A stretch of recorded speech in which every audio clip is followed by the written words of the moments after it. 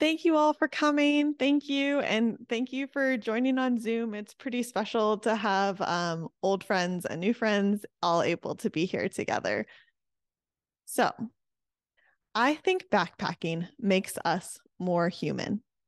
And no, I'm not just talking about the way it changes our relationship to the natural world, or the way it recalibrates our diurnal rhythms, or the way it strips away the fragrances of dryer sheets and shampoos and lotion and aftershave and deodorant until we actually smell human. What I mean is that backpacking has this incredible way of distilling life to its simplest units. When all you have has to fit in a backpack, has to be carried on tired legs, you learn very quickly what little you need and what makes you, you. In the dozen years that I've been backpacking, I've seen how the woods, their distance from civilization, their quiet, their peace, bring out the human need for connection, our curiosity, and our creativity. I see our need for connection in notes scrawled to other hikers in shelter registers, and in the way a hiker a pond during a lunch break can become an instant friend. I see our curiosity and drive for inquiry and understanding in trailside experiments, in shared ecological observations, and in lists of why questions that we Google upon reaching town. And I see our creativity in pictures drawn in the dirt and in carefully balanced rocks. During my AT through hike, I remember the need for creativity and creative expression hitting me as painfully as hunger. I was roughly 2/3 of the way into my hike when I started seeing shapes in the clouds and in the fallen trees, like we often do as children, before the logical and verbal parts of our brains hush that imagination. With fervor, I started dreaming up projects I wanted to work on, from plays I wanted to stage, to stories I wanted to write, to needlework I wanted to design. I felt creatively restless, and I longed to make something real, tangible, lasting, beautiful. The memory of this creative impulse was why I carried colored pencils in my pack for 800 miles as I walked across Spain, so that I could make sketches in my journal, much like the simple line and washes in this exhibition. It was this creative impulse that struck again upon my return from Spain. It was the fall of 2016, and I was experiencing a chronic illness relapse. At the time, my mom, who many of you know, had a wool mini mill downtown where we cleaned and processed raw wool, both for our customers and from our own sheep. Unable to work a regular job, I had plenty of time on my hands. There was lots of wool around, and I had thousands of photos from my hikes. In what feels very much like a harebrained fever dream, I started wondering whether the three-dimensional wool felting techniques I knew that my mom had taught me could be used to create two-dimensional work. That early experimentation was so much fun. Each time something worked, I was amazed all over again. I'd been just doing small studies of painters' works or creating fanciful illustrations until, after about a month or two, I had the idea that I could probably make a wool landscape based on real life. I pulled up a photo of sunset at the Red River Gorge and began blending colors for the sky, oranges and yellows, pinks and purples. I remember that I did a terrible job blending and created chunky blocks of color in the sky. But then I started working on the rocks of the gorge and the fog hanging low, and the effect worked. I never actually finished that piece, but it represented a watershed moment for me. From that point until now, I've been felting landscapes. Before I was an artist, I was a backpacker. When I was in college, I'd studied environmental studies. In the summer between my junior and senior years, I was awarded the chance to participate in a research experience for undergraduates funded by the National Science Foundation. For 10 weeks, I lived in a farmhouse in the woods of New Hampshire with 12 other aspiring young scientists. All week long, we hiked through the hilly forest at the nearby research station, collecting samples and learning how to conduct ecological research. On the weekends, in the sparsely populated White Mountain region, there wasn't much to do besides hike the mountains that towered over the region. So we did. Early each Saturday morning, a bunch of us would load into the project's cars and we'd drive to a trailhead. Throughout the summer, our hikes got progressively more challenging, and I fell deeper in love with the sport of day hiking, of peak bagging.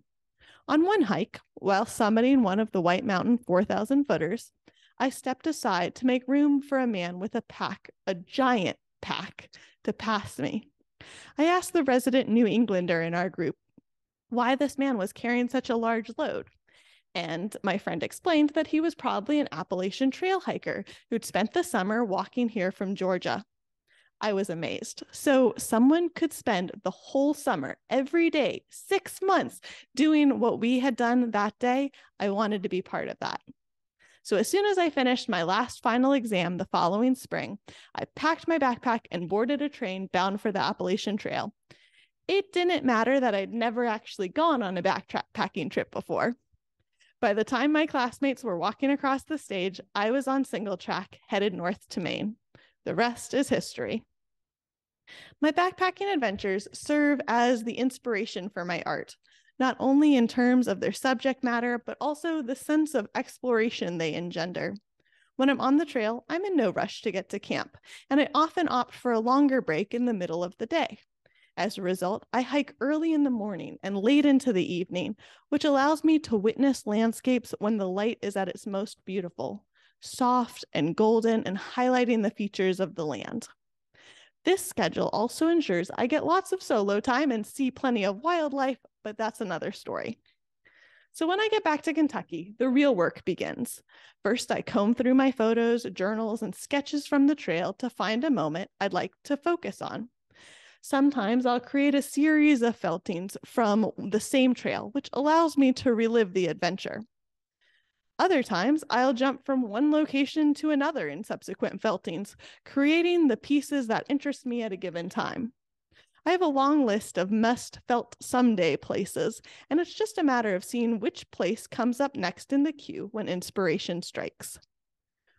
While what I choose to felt is determined by inspiration, my artistic practice isn't.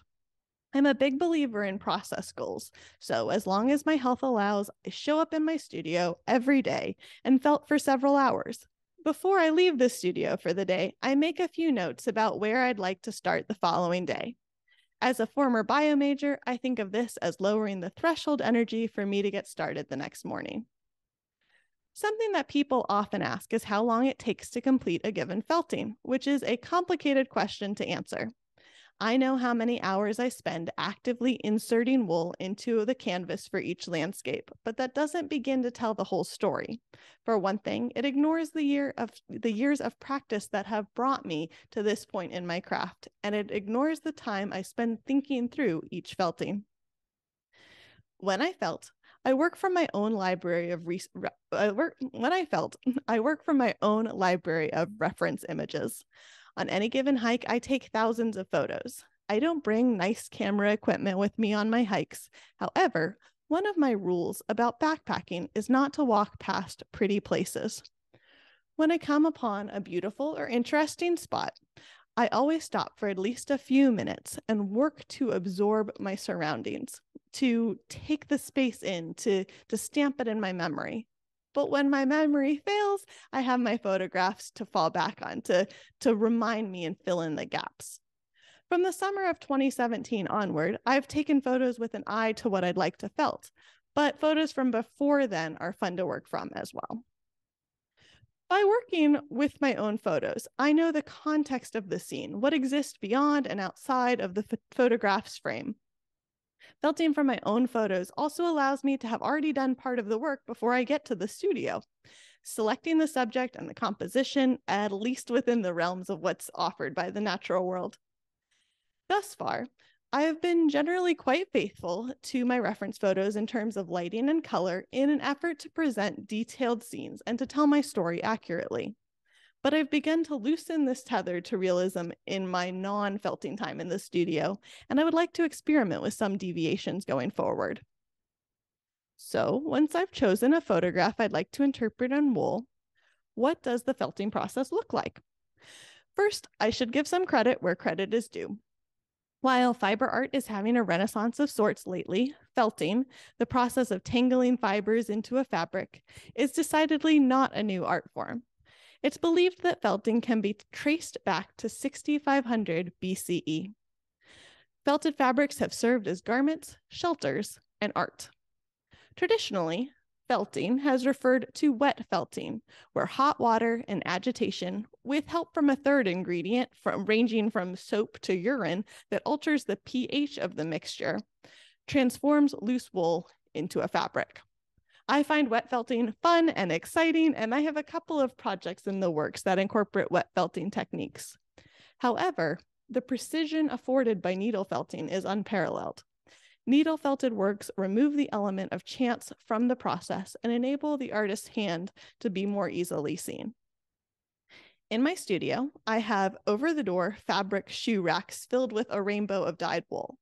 I have my wool canvases, I'll describe those shortly, felting foam, which serves as my work surface, and a variety of needles. Just as a painter has smaller and larger brushes that they use for different tasks, I have 3 different needle holders, handles that make the process of felting and holding the needles a little more ergonomic. The largest needle holder I have holds 6 needles, and it helps me to felt the backgrounds of my work. So I remove the needles for the demonstration, but there would be 6 needles sticking out of this, and they're very sharp. And this is the largest needle holder. I use this to go over a piece once I've completed it to felt it a little bit more securely and felt it more firmly before framing it. I also have a smaller pen-sized felting needle holder. This holds 2 to 3 needles. I find it very useful for creating lines, and I also use it as a general purpose needle holder. Finally, I have a needle holder that holds a single needle more comfortably than pinching it between my fingers alone. I use this needle for all of my most detailed work. So I begin with a wool canvas, a natural white or gray fabric sheet made from clean, loosely felted wool. Using this fabric as my background, I begin the process of felting. At this point, the work becomes much like painting, with dyed wool serving as my pigments. Because wool is opaque, I work back to front so that the objects in the foreground are generally layered on the objects and colors in the background. One of the most striking differences between felting and painting is that I never have to worry about how dry or wet my pigments are. I can felt for long sessions or short sessions. While I generally plan a felting and my strategy for creating it before I work, I rarely make thumbnail sketches. Occasionally, I'll use a few strands of wool to make some notes on the background, getting a general idea of forms, curves, angles, and placement of objects. By letting the felting take shape right in front of me, I think this imbues the process with some creative magic or excitement. But of course, something that's fun about felting is that until the piece has been thoroughly felted, removing dyed wool is simple enough, and this process can allow me to erase any errors that I make. Now, to cultivate the level of realism I desire in my works, I draw heavily upon reference photos, which I look toward for composition, forms, value, and color. Due to its nature, wool adds a lot of expressiveness to my feltings. I actually have to push harder toward realism than I would with paint to create what could be called a work of expressive realism. To progress through my feltings, looking at my reference photos, I take bits of dyed wool of various colors and bring them to my blending board, a small pad covered with thin, flexible needles. Then I use a carding comb, think dog brush, and I'll drag the colored wool back and forth across it, back and forth, to mix the colors to the extent desired.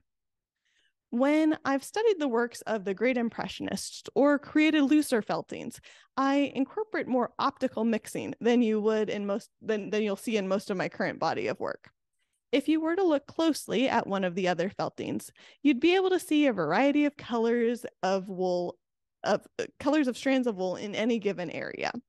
Now I use shorter stapled wool and blend the wool more thoroughly. If you've gotten to look around the gallery, you may have visited the interactive corner, where visitors can try their hands at needle felting.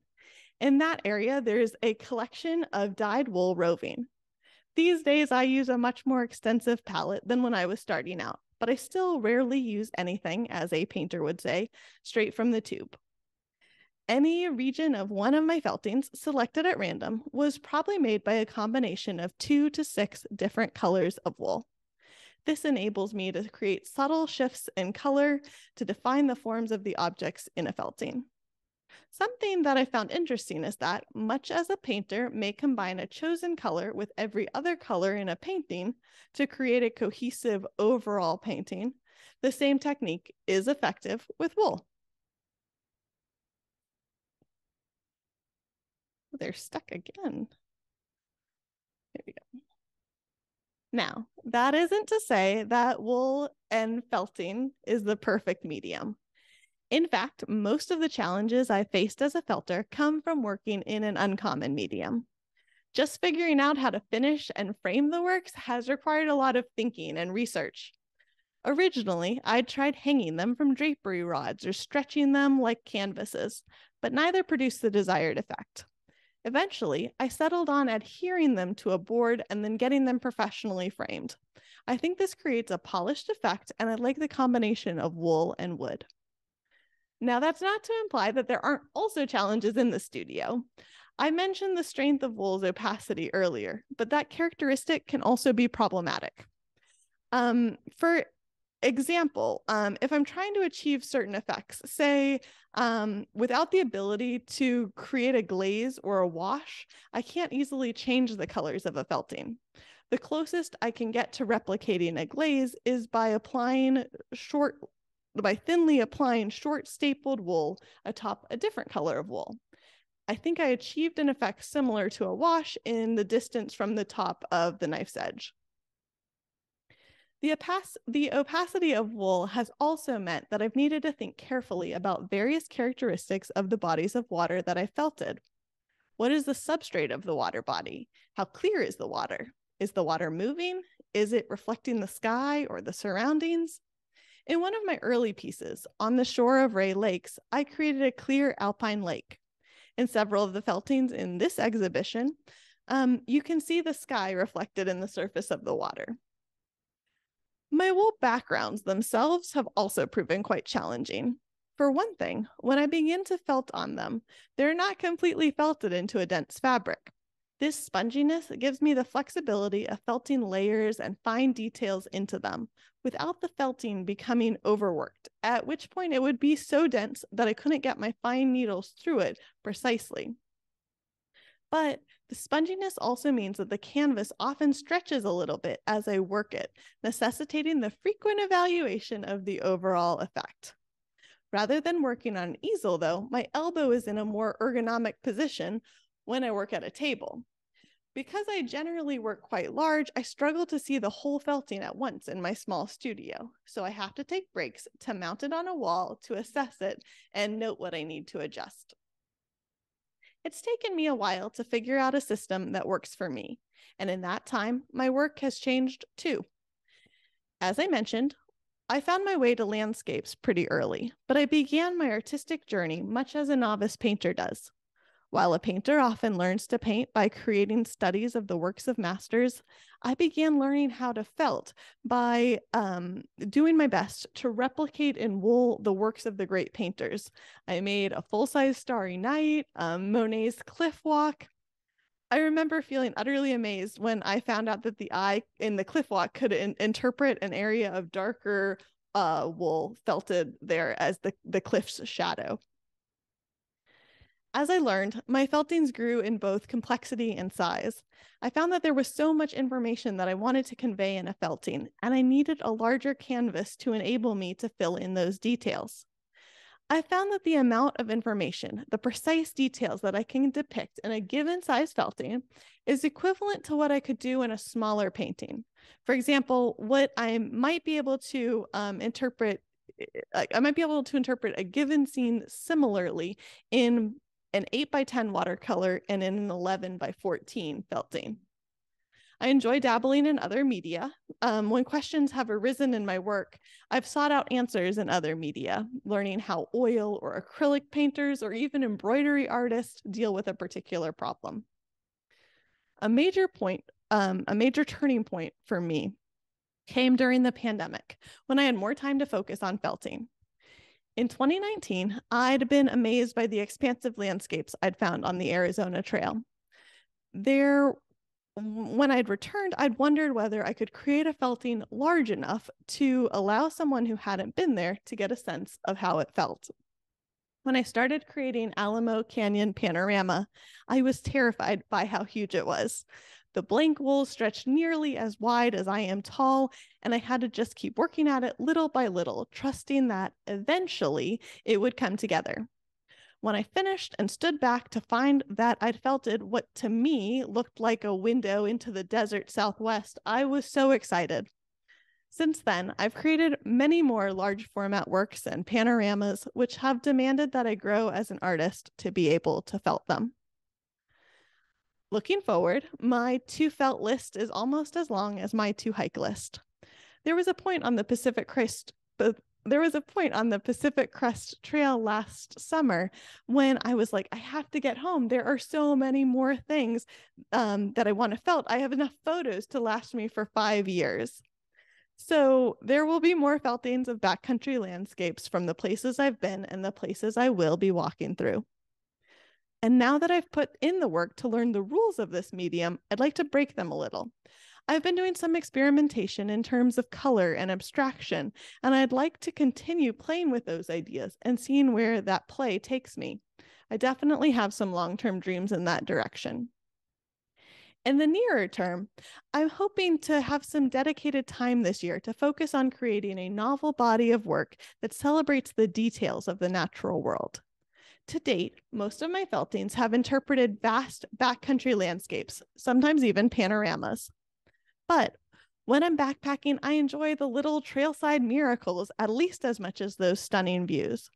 Unfurling tree leaves in the spring, blooming alpine flowers, snails climbing up fiddleheads, moss and fungi and caterpillars. I'd like to create a series of feltings along the lines of red oak leafing out, Columbia lily at mile 2500, and poco a poco. Those are small stones, not boulders. And all of these would play with the concepts of focus and attention by blurring the background and putting a subject in sharper focus in the foreground.